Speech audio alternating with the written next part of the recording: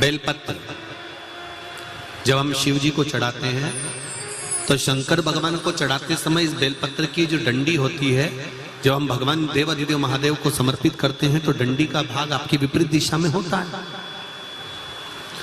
जब हम कोई कामना ना करते हुए बेलपत्र को समर्पित करते हैं तो डंडी का भाग विपरीत होता है।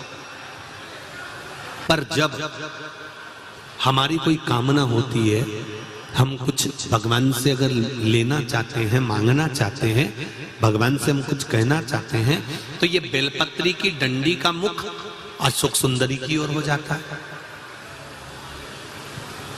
कहां कर देते हैं फिर इस डंडी को? जम के बोलो जरा। मतलब ये शिवलिंग से जहां जल बह रहा है, फिर जब हम शंकर के शिवलिंग पर बेलपत्र चढ़ाते हैं तो डंडी का मुख अशोक सुंदरी की ओर कर देते हैं। जब हमारी कोई कामना होती है तब, और जब कामना नहीं होती, हम केवल भाव से, दिल से भगवान शंकर को अपना बनाने के लिए भक्ति के बल पर हम शिव को रिझा रहे हैं, तो बेलपत्री का जो डंडी का भाग है वो आपके विपरीत दिशा में। अब ध्यान देना जरा। तीसरा,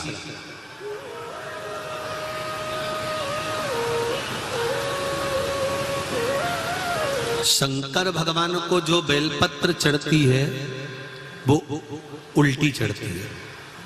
सब लोग ऐसे ही चढ़ाते हो ना? अरे बोलो तो जम के। मतलब ये जो चिकना चिकना सा भाग है ये शिवलिंग की ओर होता है, ठीक है? पर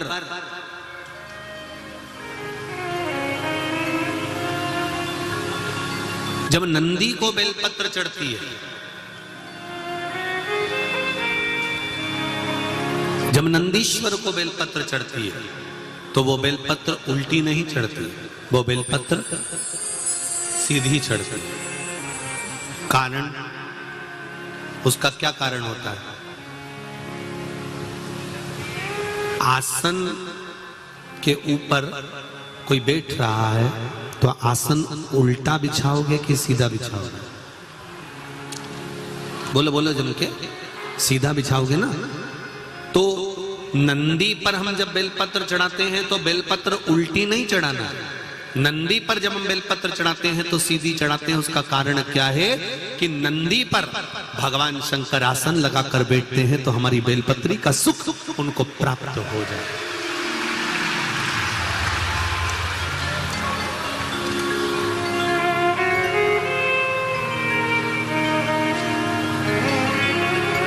हमारी बेलपत्री का सुख भगवान शंकर जब उस पर विराजमान होए, आसन लगाए, उस पर बैठे, तो उसका फल हमको प्राप्त,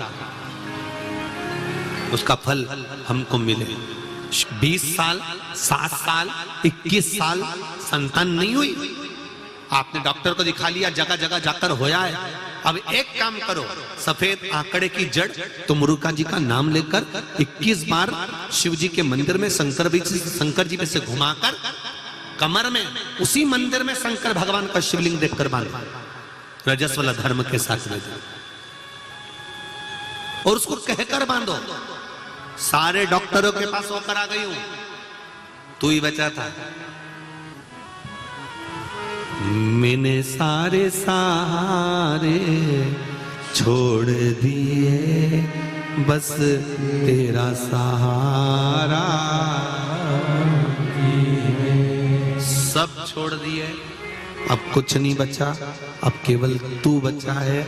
और मेरा विश्वास कहता है कि तू जब सारी दुनिया का सुख दे सकता है, लक्ष्मी जी की गोद में गणेश दे सकता है, तो क्या मेरी गोदी नहीं भर सकता है? मेरा विश्वास कहता है कि तू ही देगा और तेरे दरबार से ही मिलेगा और कहीं नहीं, कहीं नहीं।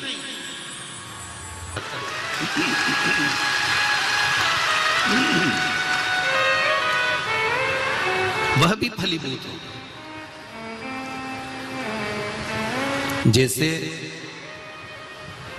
कल अपन ने शिवरात्रि का पूजन करा कि नहीं करा? अरे बोलो तो जम के। करा ना सबने?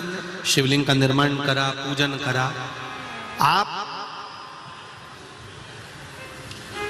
365 दिन पार्थिव शिवलिंग का निर्माण करोगे, सावन महीने में पार्थिव शिवलिंग का निर्माण करोगे, पर जितनी बार भी आप पार्थिव शिवलिंग का निर्माण करोगे तो सूर्य अस्त होने से पहले पार्थिव शिवलिंग का विसर्जन आपको करना पड़ेगा। पर 12 महीने शिवरात्रि आती है। शिवरात्रि के समय पर, शिवरात्रि के दिन हम दिन में नहीं, रात में 1 पहर, 2 पहर, 3 पहर, 4 पहर में जितना मन बन जाए कि 1 पहर पूजन करूंगी मैं, 2 पहर करूंगी। कल अपन ने कितनी पहर की पूजन करी? जम के बोलो जरा। 1 पहर की पूजन करी। शिव महापुराण की कथा कहती है शिवरात्रि की जो पूजन होती है, इसका मतलब क्या है? शिवरात्रि, इसको ये नहीं लिखा गया शिव डे, शिव दिन, इसको क्या कहा गया है? जम के बोलो जरा। शिवरात्रि। शिव महापुराण की विद्येश्वर संहिता में कौमार खंड के अंतर्गत स्कंद पुराण में जो वर्णन आता है कि 12 महीने शिवरात्रि आती है। जो रोज पूजन करने वाले हैं, रोज पार्थिव शिवलिंग का निर्माण करने वाले हैं, रोज सावन के महीने में शिवलिंग का निर्माण करते हैं, हजारों शिवलिंग बनाते हैं।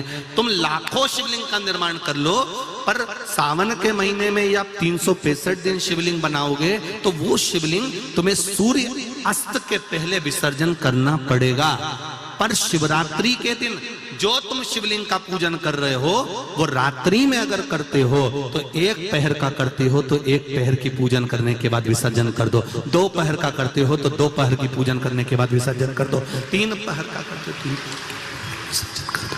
4 पहर का करते हो तो 4 पहर का करने के बाद विसर्जन कर दो। उसकी महत्वता है शिवरात्रि, उसकी महत्वता शिवरात्रि से।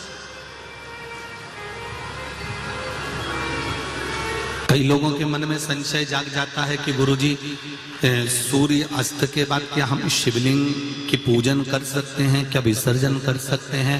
तो पहले तो अच्छे से समझ लो कि तुम सावन महीने की शिवरात्रि की पूजन कर रहे हो। रात्रि लगी हुई है उसमें कि रात्रि को ही होगी और रात्रि को ही विसर्जन होगा।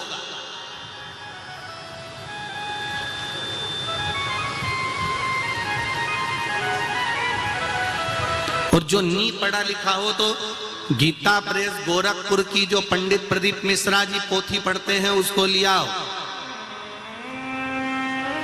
उसका नंबर देखकर। पर शिवरात्रि की पूजन करें तो रात्रि को भी शिवलिंग का निर्माण कर कर पार्थिव पूजन करने के बाद हम बाबा देवाधिदेव महादेव से रात भर चाहे तो 1 पहर, चाहे तो 2 पहर, चाहे तो 3 पहर, चाहे तो 4 पहर, कैसा भी पूजन कर सकते हैं। और तो भी मंजिल तक, लक्ष्य तक नहीं पहुंचे हो तो देव ऋषि नारद ने कहा कहीं अगर शिव महापुराण की कथा श्रवण करने को मिल जाए तो दिल लगाकर, हृदय लगाकर 7 दिन, 9 दिन, 11 दिन, जितने दिन की शिव महापुराण की कथा मिले उसको निश्चित समय पर एक आसन पर बैठकर उसको श्रवण कर कर 1 बेलपत्र शंकर भगवान को समर्पित कर देने से भी मंजिल तक पहुंच सकते है। कष्ट आता है, बीमारी आती है, रोग आता है, थोड़ी तकलीफें बढ़ जाती है तो थोड़ा सा रुको, थोड़ा थामो। यही समझ लो कि मंजिल तक पहुंचना है और थोड़ा कष्ट आ गया है तो परमात्मा के यहाँ की लाल बत्ती खड़ी हो गई है, थोड़ी देर रुक लो। शिव नाम के मंत्र का जाप करना है तो पहले उनको पंचाक्षर से चालू करना पड़ेगा। और अगर पुरुष भगवान शिव के मंत्र का जाप कर रहा है तो उसको षडाक्षर से चालू करना पड़ेगा। समझ लेना जरा अच्छे से एक बार हो, जिससे हमारे से कोई गलती ना हो जीवन में। पंचाक्षर मंत्र सब बोलो जरा एक बार। नमः शिवाय। जम के बोलो। ठीक है। अब माताएं जब मंत्र का जाप करती हैं तो यहां से चालू करती हैं, जो अभी आपने बोला। पुरुष जब भगवान शिव के मंत्र का जाप करता है तो षडाक्षर मंत्र से चालू करता है, ओम नमः शिवाय। माताएं जब भी चालू करेंगी, नमः शिवाय, ओम नमः शिवाय, नमः शिवाय, ओम नमः शिवाय। अब पुरुष करेगा कैसे? ओम नमः शिवाय, ओम नमः शिवाय, नमः शिवाय, ओम नमः शिवाय। माताओं का पंचाक्षर मंत्र जाप करना और पंचाक्षर मंत्र के बाद षडाक्षर मंत्र जोड़ना, ये वंश की वृद्धि करने वाला।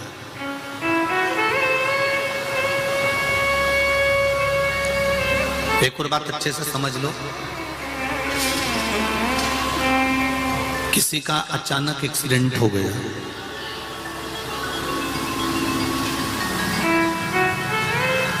तुम्हें शुद्ध नहीं है,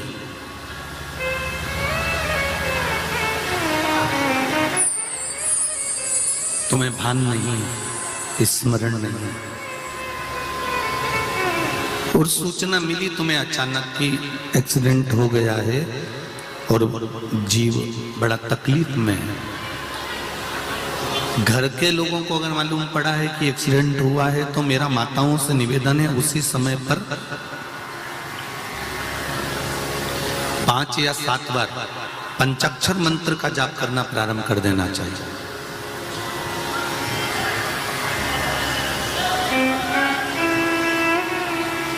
घर के उस चौखट पर जहां अपने पूर्वजों का स्थान है, जहां अपने पितरों का स्थान है, जहां अपने देवताओं का स्थान है, जहां अपने कुल देवी देवता का स्थान है, उस चौखट की ओर स्मरण कर कर शंकर के पंचाक्षर मंत्र का जाप कर लिया।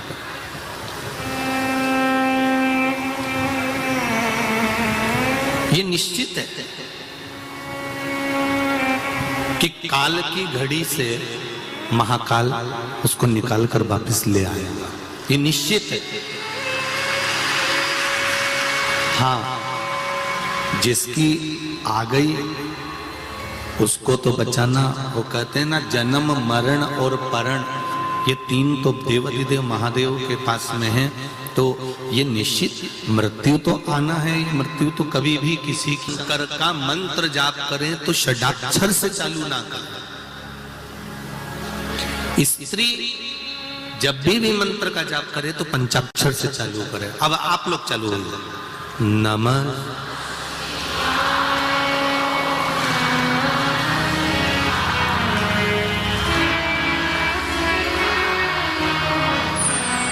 सारे व्रत उपास स्त्री करे, पुरुष क्यों नहीं?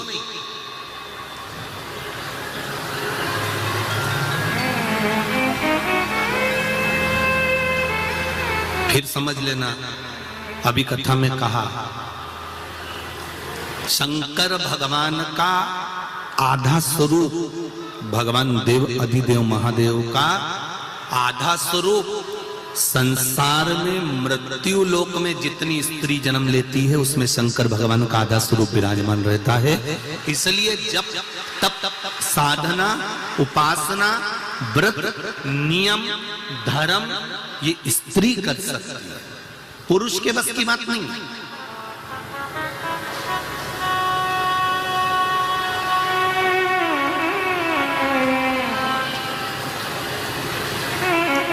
वो एक दिन एकादशी का व्रत करता है और पत्नी उसका मुख पढ़ लेती है, उसका चेहरा पढ़ लेती है, उसका स्वरूप देख लेती है कि उसको तकलीफ हो रही है। उसको देख लिया उसने, उसको देखकर समझ गई कि इसको तकलीफ है। इन्होंने व्रत जरूर कर लिया पर इनसे बन नहीं रहा, सद नहीं रहा। क्या एक रुद्राक्ष का स्वरूप क्या है?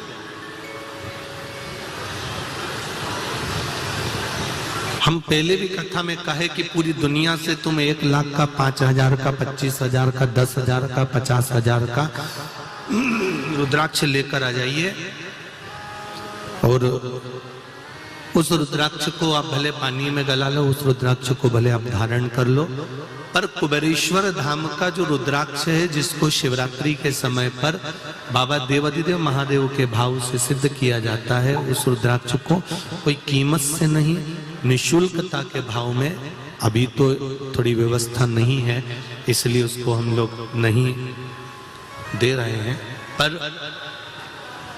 रुद्राक्ष का जल शंकर भगवान को चढ़ाकर उस जल का पान करने पर कैसा भी रोग, उस रोग को कंट्रोल में किया जा सकता। और मेरा एक निवेदन है आप सभी से,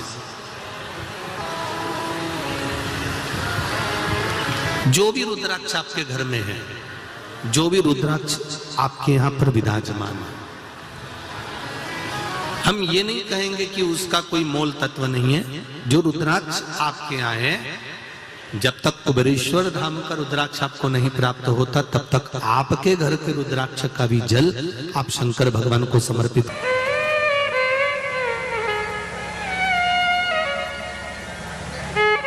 जब जिंदगी के मोड़ पर जब तकलीफ आती है, कोई साथ नहीं देता, साथ देने वाला केवल एक ही होता है, वो है देव अधिदेव महा। जब जीवन में दुख आया, तकलीफ आई, कष्ट आया, बीमारी आई, रोग आया, तकलीफें जब इकट्ठी हो गई, तब तुम कहीं सारी दुनिया में होकर आ गए, तब अंत बिंदु में उसके पास जाना वो निभाएगा। सती मैया का जन्म हो, दक्ष प्रजापति ने माता जी से मांगा कि मेरे घर में एक बेटी का और जन्म हो जाए, अगर बेटी हो गई तो अच्छा होगा। तो माँ खिलखिलाकर हंसकर बोली, रे दक्ष प्रजापति, इतनी बेटियां, 60 कन्या के जन्म के बाद तो लोग लड़का मांगते हैं, छोरा मांगते हैं, और तू बेटी मांग रहा है। दक्ष प्रजापति कहता है बेटा नहीं चाहिए, मुझे बेटी दे दो। क्यों? बेटी बाप के दुख को जानती है, बेटी बाप के दुख को जानती है, उसे मिलेगा जरूर। फिर भी सती मैया ने क्या मांगा था?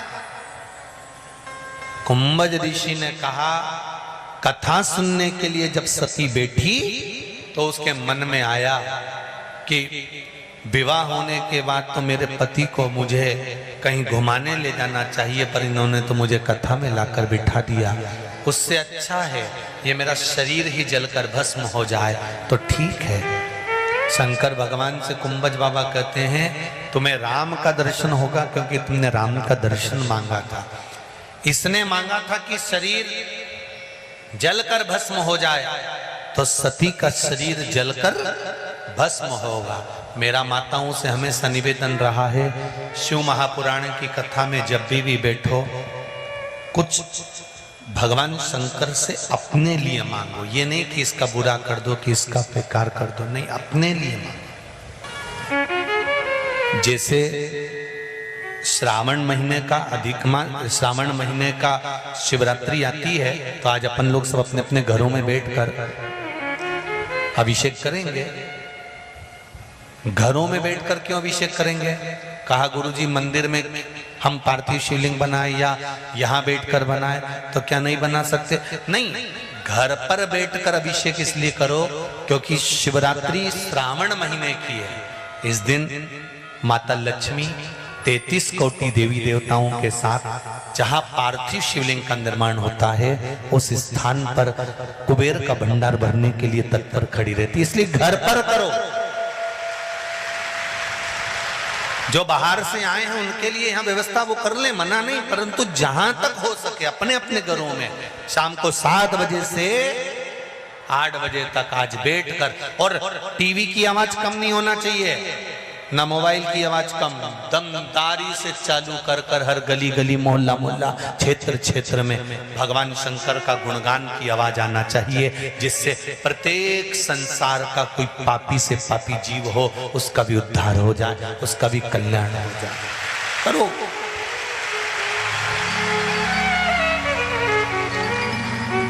शिव आराधना भगवान के लिए कितना भी कर दो। पंडित जी जब भी पत्रिका देखेंगे एक बात जरूर बोलेंगे, पितृदोष है। तुम कहोगे हमने तो उज्जैन में ये करा दिया, हमने तो गया जी करिया, हमने तो ब्राह्मण का भोजन कराया, हमने तो पिंडदान करा, हमने तो तर्पण करा, हम तो हर अमावस्या पर ब्राह्मण के बच्चे को दूध पिला देते हैं, हम हर अमावस्या पर ये कर देते हैं। हम पितरों के लिए इतना करते हैं, इसके बाद भी हमारा पितृदोष समाप्त क्यों नहीं होता? क्यों? उसका कारण है क्योंकि पहले के समय में जो चौखट होती थी उसमें नीचे देहली होती थी। देहली से बाहर जाते थे और पिंड छोड़ देते थे तो फिर वो प्रवेश नहीं करते थे। अब दरवाजे पर देहली नहीं है, जमीन एकदम फ्लैट चौखट बनी है पर देहली गायब है। पुराने मकान देखें